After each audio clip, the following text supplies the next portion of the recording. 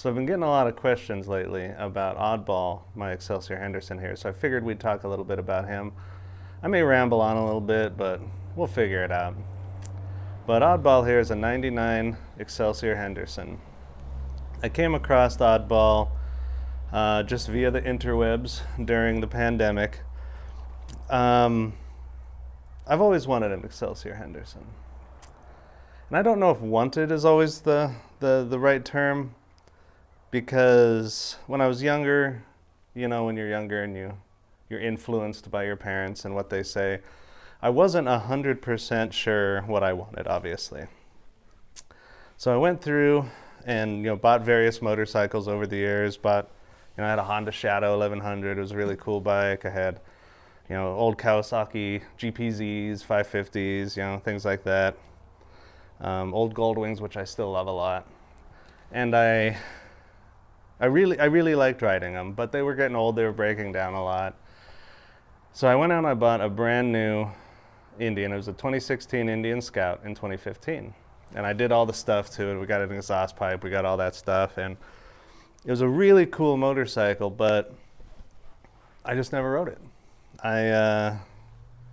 Every time I got on it, I liked it. It was fast. It was fun. I rode it through the first part of the pandemic, but I don't know, it didn't move me.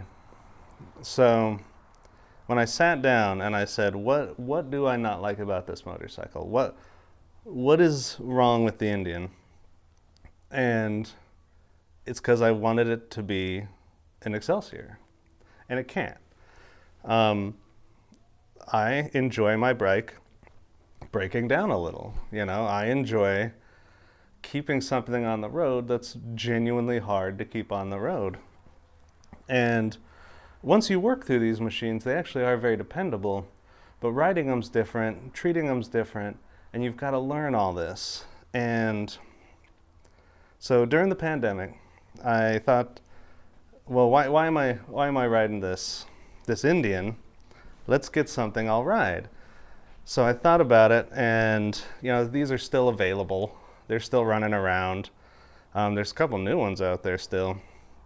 They made somewhere about 2,000 of them. And I found this one in, where the hell is it? Oh, Wakanda, Illinois. And this number 593 had about 9,000 miles on it. And I didn't know, anything about it. But I knew I'd figure it out along the way, and so I ordered it. And I started doing my research. And that's what's important when you're doing these kind of motorcycles. Whether it's this or the Pook behind me, you've got to do a lot of research, because the people that came before you, they've already done it. And it doesn't make sense to redo it all. Even if you do go through and try to figure out whatever problems are going on with this, you may not come to the same conclusion. Maybe yours will be better, but why start off on why start at the bottom when there's been, almost 25 years of people working on these? So when I bought this, I started doing my research. I downloaded everything I could. I contacted everyone I could, and I started learning a lot.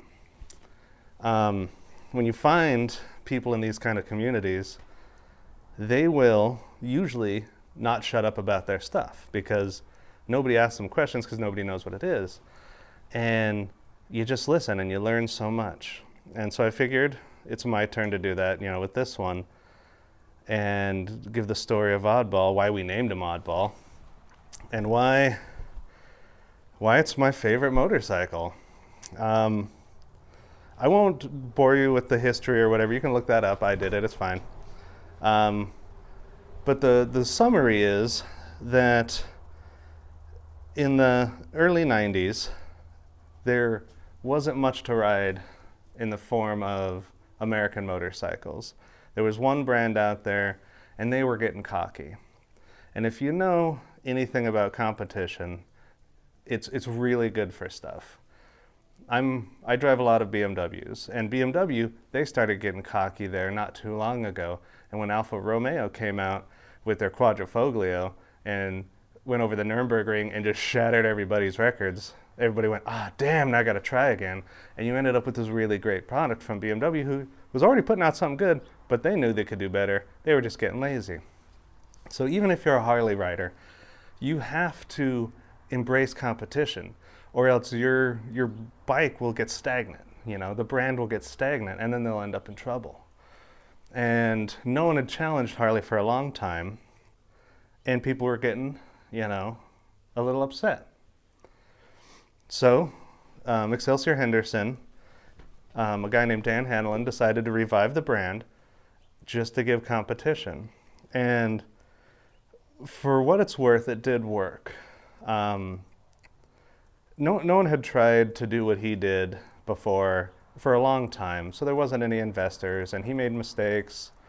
You know, there's all kinds of, you can read up hours on this. And so with that, you know, it closed. It went for 99 in 2000.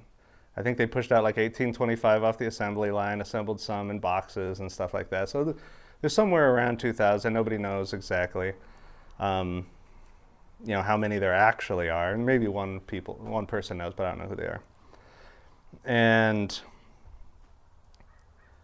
so all of my dad's friends were right.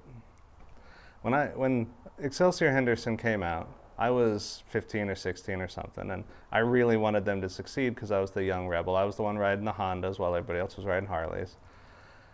And I wanted an American-made motorcycle, but they were hard to come by. And the whole Indian debacle happened, and so when Excelsior came out, I was pushing for them, and everybody said they won't succeed, and they were right because, you know, they knew better. They knew what to look for, but it sparked something in me, and it helped me push.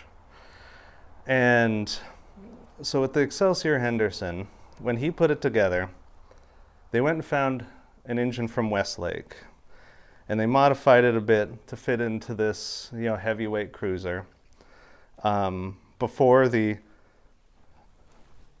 head of the rear cylinder stuck out here. Well, that was weird. Friggin' camera. Like I was saying. So the Westlake engine, the front cylinder, the rear cylinder were swapped. And so if you put it in like it was supposed to be, they were going to burn, everyone was going to burn their legs. So you can't have that. So they swapped it. That caused a few oiling issues. They had to start saving money somewhere, like every company does, so they made some plastic parts. There was a plastic backing plate for the air cleaner that kind of broke after a while. But they wanted everything to be proprietary. They didn't want, you know, to be a ton of shared parts, and there's a few, you know, headlight switches, or not headlight switches, but brake light switches, things like that. But for the most part, they wanted it to be proprietary because they didn't want just another Harley clone. They wanted it to be their own thing. And whenever you try to do that, it will have some problems. And I've never been the one that saw that as a problem. If you're making something new and you're trying, obviously it's not going to be as good.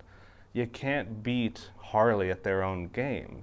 So you've got to try. And sometimes it works. And this business plan did work later. It got everybody excited about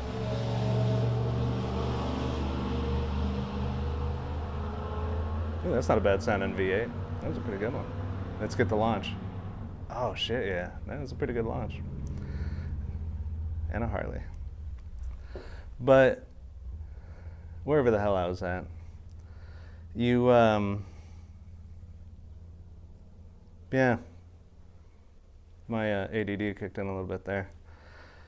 But yeah, so you ended up with a motorcycle that wasn't quite ready for that's what I was saying. The business plan did end up working because it was basically the same business plan that Polaris used to revive Indian. They just had $1 billion. You know, Excelsior had maybe a couple $100 million. You say, oh God, that's a lot of money. It was, but it's not quite enough. So, so the business model does work, and there's the whole hindsight thing, and you can look at it and be like, yeah, okay, this is what I would have done differently. But back then, I'm not sure. I'm not sure I would have done it differently either. Okay, they overspent here, they overspent there, but they had to. They were in the world they were competing in. This is 90s motorcycles. This is Sturgis. If you weren't spending money, then if you weren't putting on a show, no one gave a shit, you know? So I don't blame them at all for that. With the hindsight, you know, the internet was just coming out. They didn't utilize the internet for advertising, and they didn't advertise much. They were going to, you know, different motorcycle runs where there was Sturgis or whatever, trying to drum up stuff the old-fashioned way, and they were right on the cusp of the new-fashioned way. So, long story short, it didn't work, but you did end up with this really cool motorcycle that was probably about 80% done. And so about 10,000 miles in, everybody figured out what all the problems were. And it wasn't from a lack of trying. Everybody at the factory really was working hard to make this thing work. They just didn't have the time or the money to really do the R&D right. They knew they were going to have to fix stuff on the back end. And by the 2000 model year, this is the first year, in 99, by the 2000 model year, they had already started addressing some of the issues. So they knew that people were going to go out there. And one of the issues is the rings that divide everything in the transmission, the snap rings, get loose, fall off, and then your transmission locks up going down the interstate. That's a big one, right? So if you're thinking about buying an Excelsior-Henderson, address that first. Now, don't be afraid.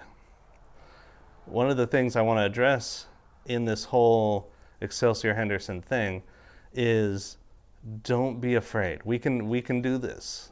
Everyone can do it. There's people out there. Even if you're not good enough to rebuild a transmission, I'm not. I mean, I'll try, but if I can't get it all the way, I've got to have somebody help me, right? But if you're not good enough, there are people out there. You just got to dig. You got to find them.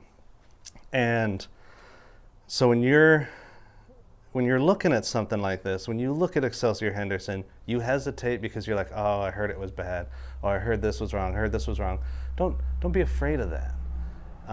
There's a lot of great things out there that just need a little love and need a little respect, and you got to learn. You got to get yourself to where you can be the master of this machine and this machine only. If everybody was afraid, Harley wouldn't exist either. A lot of Harleys were one-owner bikes because only you could ride your bike. Most people couldn't even start your bike even if they had the same bike because every Harley was so unique. So it's the same way. Don't be afraid of a motorcycle like this. Now, I've kind of blabbed on a lot. I'm going to turn this bike around so you can see the other side. And we're going to go over a few of the issues and how to address them and when to address them. And yeah. Okay. Well, let's first talk why we call it Oddball. So when I first started putting this bike together and getting it running, there was, it had the regular stuff of why it wasn't running correctly. The ECU is, when they program the ECU, I guess we should address that too. This is built off the Westlake engine that was fuel injected in the 70s. So it's a fuel injected air-cooled engine. And there wasn't a whole lot of that out in the early 90s when Excelsior-Henderson was trying to do it.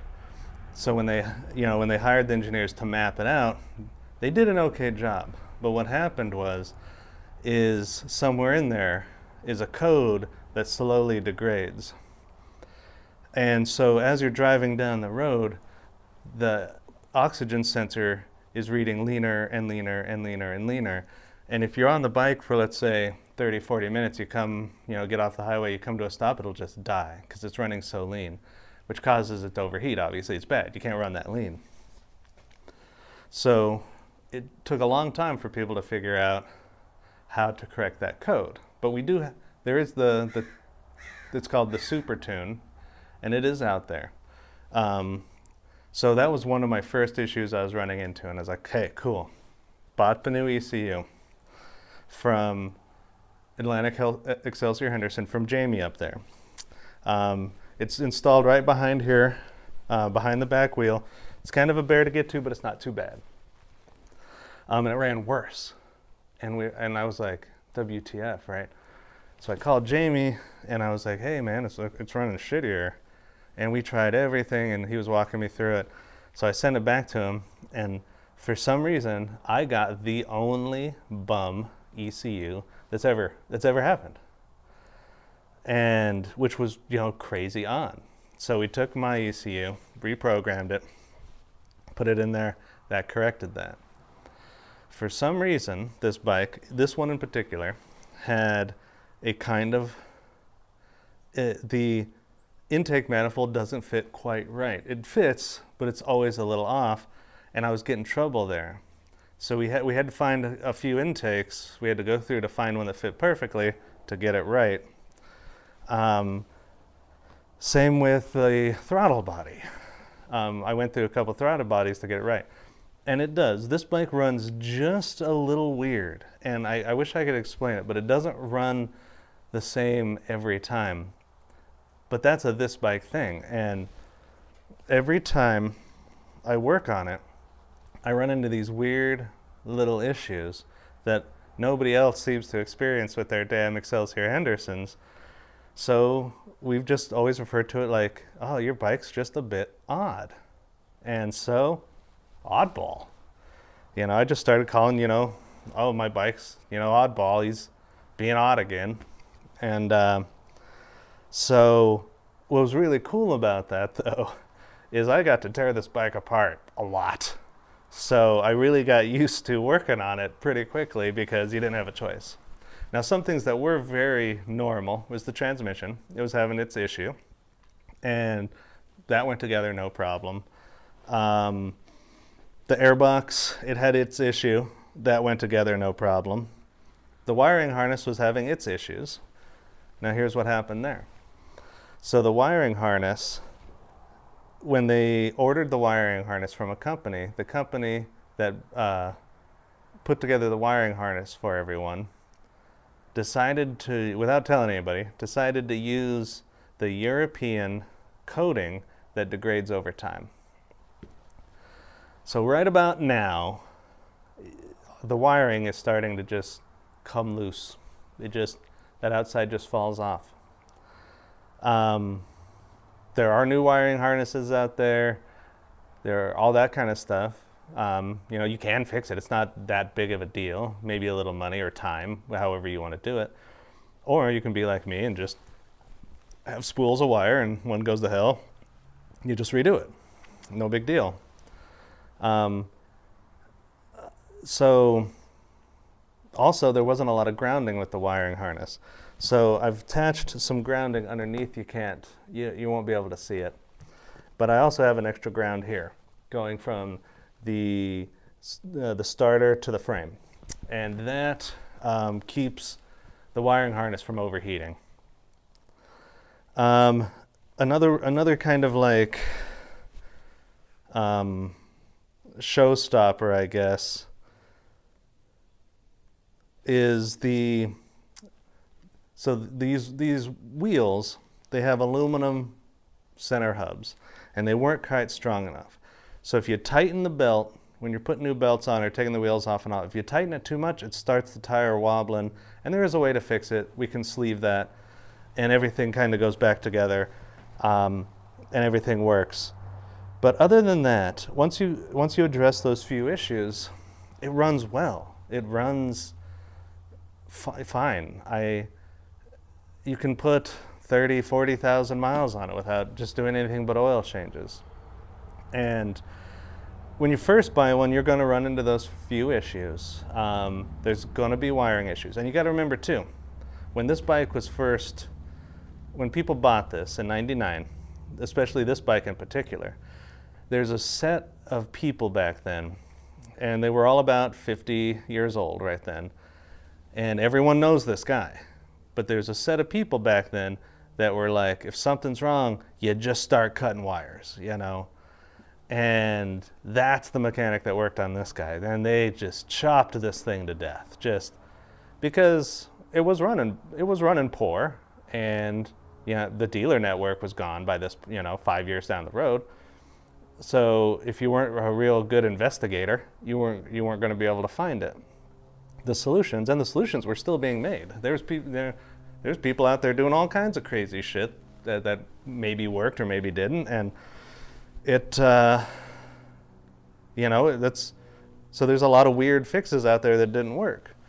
So when you buy a bike like this, you're gonna do that. You're gonna have to go through it a little bit and figure out all that wiring, figure everything out. But again, and one thing that I really want to get across for everybody is, because I run into this issue a lot in the car or motorcycle community, especially the classics. I ride weird stuff, right? Especially odd stuff. People get so afraid of it. And there's no reason to be afraid. It's no reason to keep yourself out of having fun or keep yourself out of trying something new because the old guy down the street goes, oh, blah, blah, blah, blah. We've heard it 1,000 times. Every time you go to a car show, there's people with their pillars. Are Chevys easy? Sure. They're also kind of expensive now. Entry-level Honda classic cars are really expensive now. So if you want to have something that you can roll into a car show with, something you can take down the road and have a good time with, you got to kind of pick some weird stuff. And you're going to end up with some weird problems, but there's no reason to be afraid. This motorcycle is no less reliable than any other motorcycle on the road, as long as you try and you figure it out. And once that's done, it's done, and then it's your bike. Nobody else has this bike. Nobody else is going to be able to ride this bike like I can, especially Oddball, because he's a little odd, So keep that in mind. Don't be afraid. And there's plenty of people out there. There's a whole community of people. I help people all the time with weird shit. Mostly BMW stuff, but, the kid that bought my Indian, I help him out all the time. I'm going to help him out. We have to keep this community alive, and you can't do it by closing yourself off and raising the prices of shit all the time, or else it's not going to exist. So that's why I bought this Excelsior-Henderson. I paid like $5,000 for it. And you know what? I probably have, because I kind of go over the top. I probably put about another $5,000 into this, doing everything, absolutely everything, all at once, But then there's a few things I wanted done right the first time, and then the second time I'll do it. So I sent this to Atlantic Excelsior-Henderson in Virginia, and I had Jamie go through it, the transmission, go through everything, check my work, get all the little nuances done. And then I rode it back all the way to San Diego with no fear, no problems. The only problem I encountered was the belt was a little squeaky because it wasn't set up for a guy my size and a bunch of gear. So a little bit of loosening the belt, wham, done, perfect, right? I didn't even do that, actually. On the trip, I just stiffened up the shock a little bit, and that cured all my woes. So I don't even travel with that many tools. I don't carry spares. It's fine. It runs great. So that's kind of my story with Oddball. I'll get in a little more in depth of why I love Excelsior-Henderson a little bit later, maybe, if you guys care. But for now, I'm going to kind of go over some of the stuff on Oddball and explain. Did it just get dark in here?